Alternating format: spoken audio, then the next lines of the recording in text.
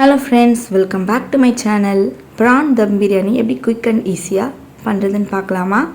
குக்கரில் 3 table spoon oil சேர்த்துக்கிறேன். பட்டை லவங்கம் ஏலக்காய் பிரிஞ்சி எல்லாம் நல்லா பொரிஞ்சதும் 3 வெங்காயம் நல்லா தின்னாக ஸ்லைஸ் பண்ணி வச்சுருக்கேன். சேர்த்து நல்லா ப்ரௌன் கலர் ஆகிற வரைக்கும் வதக்கி விட்டுக்கலாம். 2 டேபிள் ஸ்பூன் இஞ்சி பூண்டு விழுது சேர்த்து 1 நிமிஷத்துக்கு நல்லா வதக்கி விட்டு 5 பச்சை மிளகா, 1 கைப்பிடி புதினா, 3 தக்காளி, உப்பு சேர்த்து நல்லா குழைவாக வதக்கிக்கணும். 2 சிட்டிகை மஞ்சள் தூள், 1/4 ஸ்பூன் வெறும் மிளகாய்த்தூள், 1/4 கப் தயிர் சேர்த்து நல்லா கிரேவி பதம் வர வரைக்கும் வதக்கி விட்டுக்கலாம்.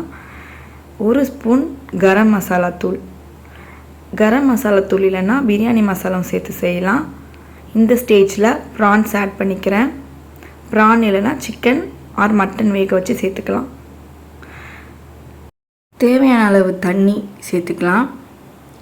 இப்போ பிரியாணிக்கு தேவையான அளவு உப்பு சேர்த்து நல்லா தண்ணி கொதித்ததும் 1/2 மணி நேரம் ஊற வச்ச பாஸ்மதி ரைஸ் நல்லா வடிகட்டி சேர்த்துக்கலாம். 1 கப் பாஸ்மதி ரைஸுக்கு 1/2 கப் அளவு தண்ணி கரெக்டாக இருக்கும்.